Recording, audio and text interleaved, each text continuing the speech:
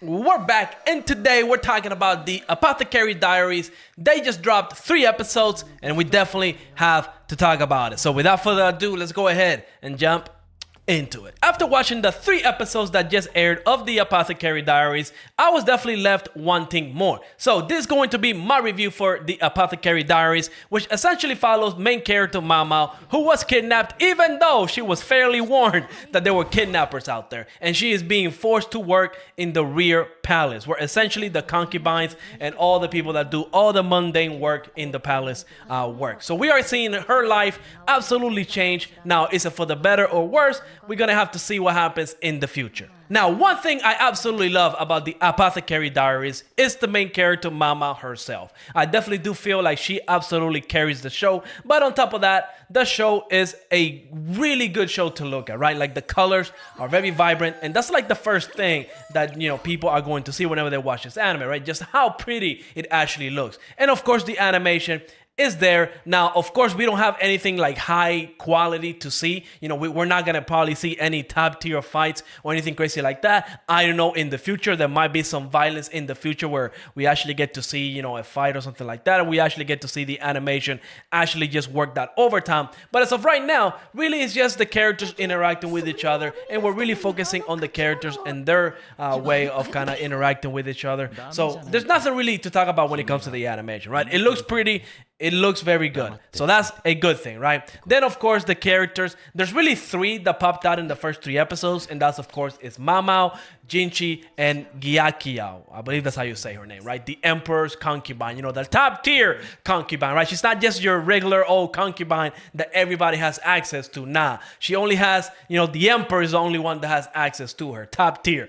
And, of course, she is pregnant. She gave birth to the Emperor's baby, which, again, I'm really ignorant when it comes to the topic of, you know, how this works, because this anime takes place like in China, I believe, and it's using kind of like their culture, right, for this anime, right? So does the Emperor just, you know, he just goes to a concubine, has a baby, and that baby all of a sudden is considered like royalty, the next in line for the Emperor? Maybe, I don't know, but every time I see something like this, usually, you know, the Emperor tries to marry somebody that's actually of like royal blood. And maybe Kiao, you know, maybe she is of royal blood. Who knows, right? But the fact that she's only the Emperor's concubine, that says a lot. But I digress with the whole, you know, line of succession here. The story is really about Mao Mao and her abilities to essentially create medicine, detect poisons, and all that stuff. And I just love her character, right? The way she behaves, the way she interacts with, for example, Jinchi, really funny. And, you know, this is supposed to be like a mystery anime. I don't know if there's going to be any romance elements in here.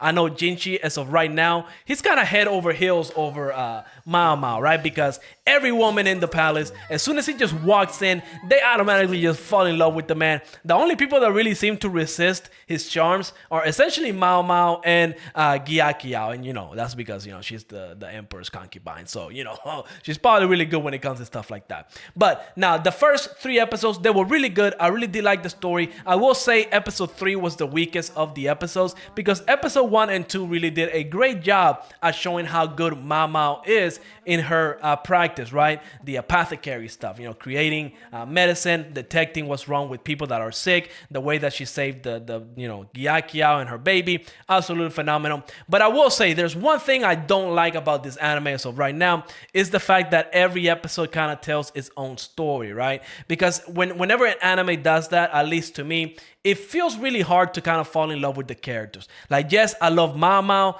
I do like Jinchi, and I'm indifferent when it comes to Gyakiao, right? But I really want to see all these characters interact in a single plot that moves forward with every episode. I want every episode to build upon the previous episode, and in here, that's not the case. For example, episode 3, I think, was the weakest episode of them all. Like, I really did not care at all when it came to that storyline of the concubine that was kind of just, you know, waiting for her love to come back from a war and stuff like that, and she was like sleepwalking. I just really didn't care about that storyline at all, not even a little bit, right? But at the end of the episode, and of course we're going to be talking about spoilers here, we see that somebody has a request for Mama, right? Now, what is that request? I can only theorize that maybe is poison, you know, maybe.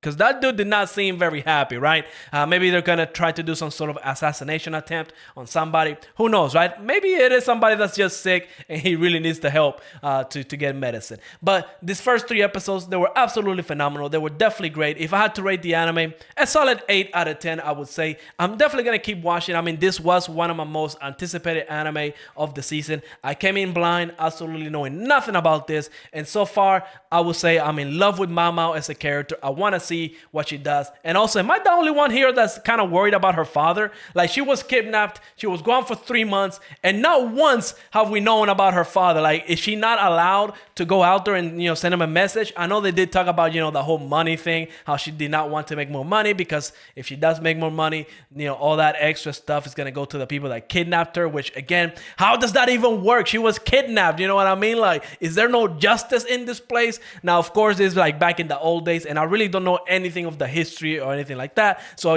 it's whatever, right? It's anime, it's a story. What matters is that these 3 episodes were really good. They were really fun. And I can't wait to see more. Hopefully, we get to see how her father is doing. I'm really worried about the man. He was very old, you know what I mean? Anyways, the Apothecary Diaries, overall, 8 out of 10. I really like every episode. The only kind of negative thing I really have to say about it is the fact that every episode is its own story. I would have preferred if each episode kind of builds upon the last and we get like a one single plot line that, moves throughout, 12 episodes or whatever the case may be. And that could also be the case later on, right? Like maybe these 3 episodes are just like this for now, but maybe in the future we are going to get a central plot line that kind of, moves along through every episode. But we're going to have to wait and see. I'm definitely going to keep watching. Anyways, let me know what you thought of this anime. Let me know if you like it. Let me know if you're going to keep watching. And like always, make sure to leave a like, subscribe, and I will see you on the next episode. Peace out. Bye.